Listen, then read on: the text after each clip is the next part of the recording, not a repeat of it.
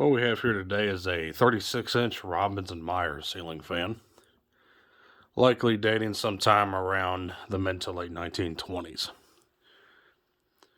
Definitely a pretty neat piece.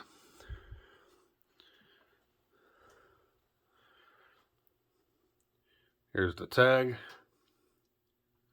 List number 5744, serial number R-4-3A, 1.4 amp, 60 cycle, 110 volts.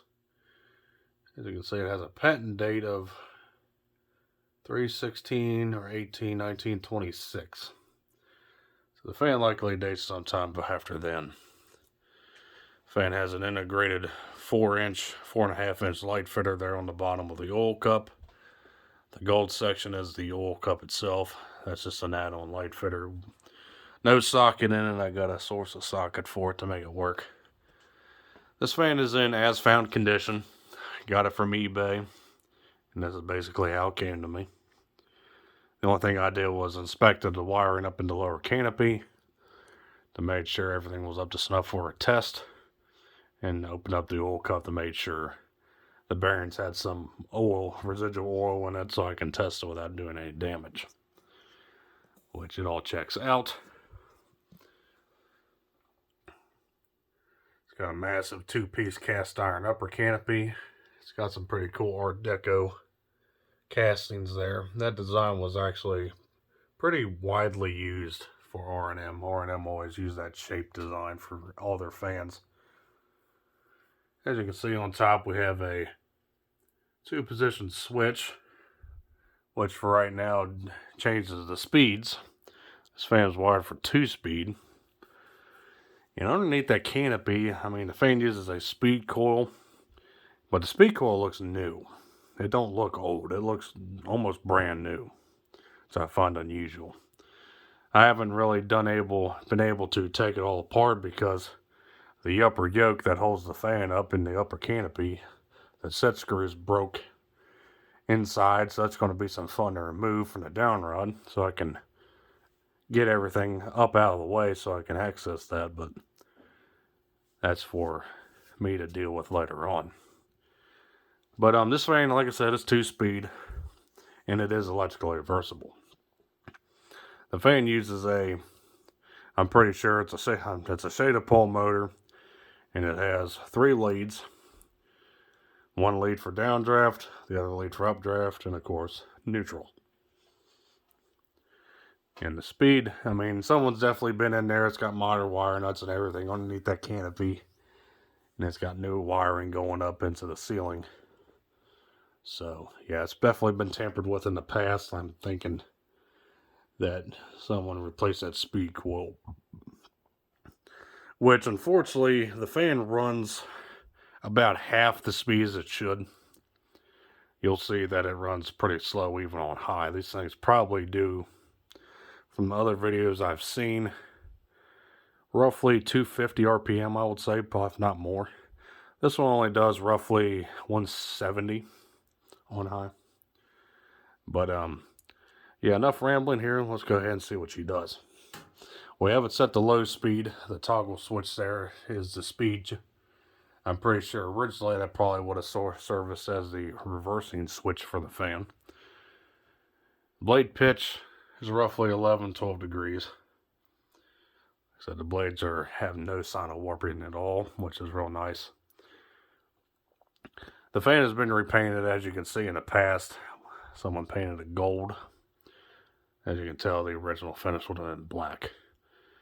Hard to say what the blade finish would have been, but it's nice that they painted it because it helped preserve the blades. There's no splitting at all on them, which is always a treat to see. So, like I said, we'll start up here on low.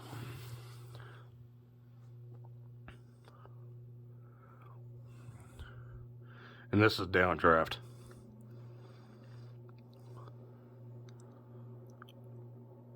Like I said, I don't have any oil in the bearing, so it's going to make some noise. It's just running off of some old residual oil that was on it already. So that's why it makes a lot of noise. But it spins freely. That's definitely not hindering. That's why it's not why it's so slow. I think someone just didn't wire it right. Like I said, but I haven't really looked into it very deeply. But yeah, this is the low speed here.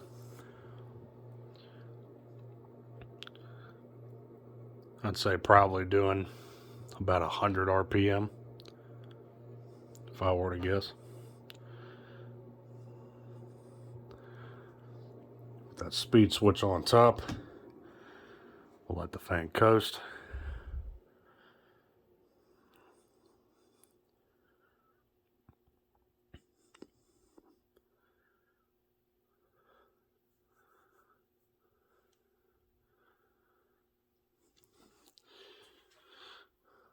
Flip the switch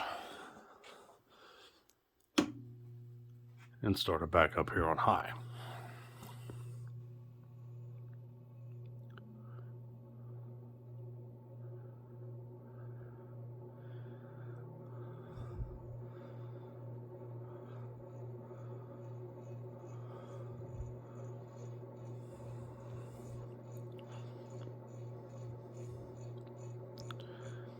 See, high speed here. I mean, I don't think the factory low speed for this fan would have been this slow. Like I said, I think I need to do some. Hopefully, I can make the replacement speed coil work with this fan. If not, I'll just wire it for 2-speed and utilize a capacitor of some sort for the low speed to get rid of that coil altogether. But yeah, high speed probably doing around 160, 170 if I were to guess. If even that, it might be even down to 150 RPM. The screws are making the vibration noise. So let it coast, and then I'll have to use my alternative source for power here to run updraft.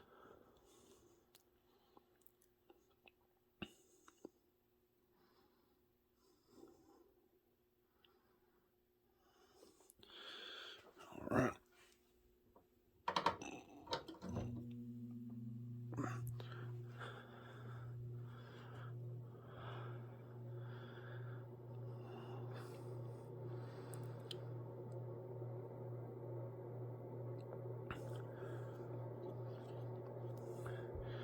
Here's high speed on updraft.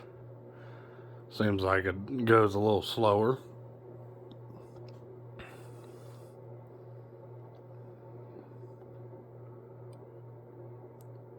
But then again, it probably is the same.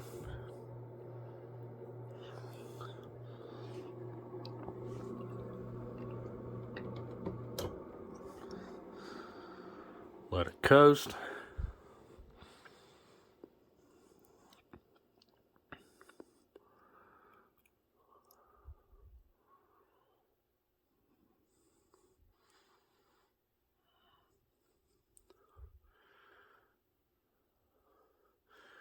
Flip it back to low speed. And back to low.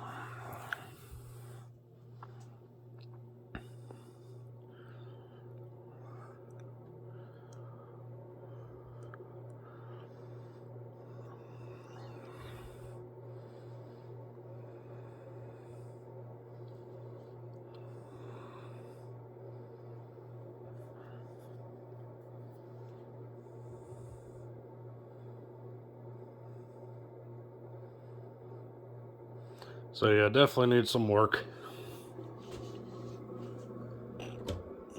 But it's got potential. To my knowledge, everything is original on the fan.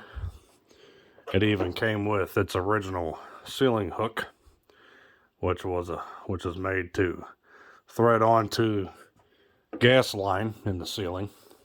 If you're familiar with old 100-plus-year-old houses, they were piped with gas line because they used natural gas, not electric, light fixtures originally in the past, before electric became mainstream and knob and tube wiring started happening. So yeah, that's how the fan was originally hung up, was on a gas line in some old house or a building or wherever. But I do plan on refurbishing this fan fully Well, it's yet to be unknown whether or not I'm going to make it a 2-speed or a 3-speed fan. As you can see, there's 3 brass plugs here in the fitter. That's where pull chains would have went. And try to correct it and hopefully get it to run at full tilt.